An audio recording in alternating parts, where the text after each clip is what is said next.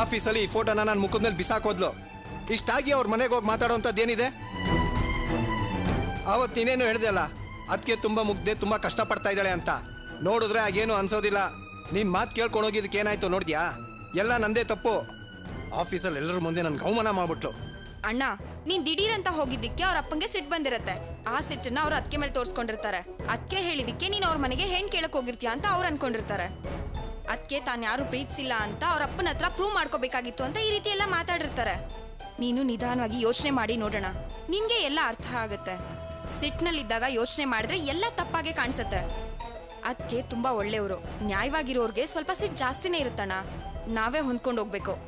ಎಲ್ಲಾ ವಿಷಯದಲ್ಲೂ ಅವಸರ ಮಾಡೋ ಹಾಗೆ ಈ ವಿಷಯದಲ್ಲೂ ಅವಸರ ಮಾಡಬೇಡ. ಒಂದು ವಿಷಯನ ಸ್ಪಷ್ಟವಾಗಿ ತಿಳ್ಕೊ. ಅದಕ್ಕೆ ಯಾವತ್ತಿದ್ರು ನಿನ್ಗೆನೆ.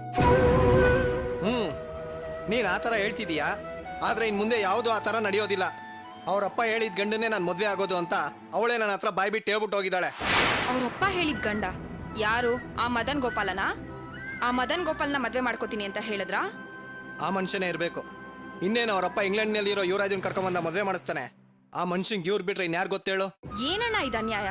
ಈಗಾಗಲೇ ಒಮ್ಮೆ ಮದುವೆ ನಿಂತು ಹೋಗಿದೆ, ಮತ್ತೆ ಯಾಕೆ ಹೋಗಿ ಹೋಗಿ ಅದೇ ಮುದ್ಕುಂಗೆ ಮದುವೆ ಮಾಡಿಸ್ಬೇಕು ಅಂತ ಒದ್ದಾಡ್ತಿದ್ದಾರೆ? ಅವಳು ಯಾರು ಮದುವೆ ಮಾಡ್ಕೊಂಡ್ರೆ ನನಗೇನು? ಅವಳು ನನ್ನ ಮದುವೆ ಮಾಡ್ಕೊಳ್ಳಲ್ಲ ಅಂತ ಹೇಳಿದ್ಲಲ್ಲ, ಬಿಡು ಲಾವಣ್ಯ.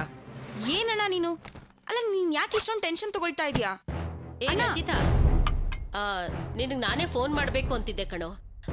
ಮುಂದಿನ ಭಾನುವಾರ ಹುಡುಗಿನ ನೋಡೋದಕ್ಕೆ ಹೋಗ್ಬೇಕು. ಆ ದಿನ ಯಾವ ಕೆಲಸನೂ ಇಟ್ಕೋಬೇಡ ನೀನು. ಸುಧಾ ರಾಜೀವ ಬರ್ತೀನಿ ಅಂತ ಹೇಳಿದ್ದಾರೆ. ಲಾವಣ್ಯನು ಪೂಜಾ ಮನೇಲೇ ಇರ್ಲಿ, ನಾವೊಂದು ಕಾರ್ ಮಾಡ್ಕೊಂಡು ಹೋಗಿ ಬರೋಣ.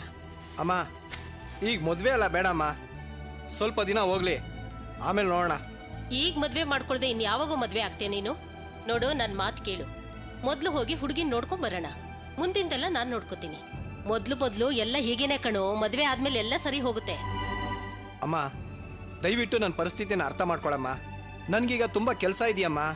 ಬೇಕಾದ್ರೆ ನೀವೊಂದು ಕೆಲಸ ಮಾಡಿ, ನೀವೆಲ್ಲರೂ ಹೋಗಿ ಹೆಣ್ಣು ನೋಡಿ. ನಿಮ್ಗೇನಾರು ಇಷ್ಟ ಆದರೆ ನನಗೆ ಹೇಳಿ, ಆಮೇಲೆ ನಾನು ಹೋಗಿ ನೋಡ್ತೀನಿ.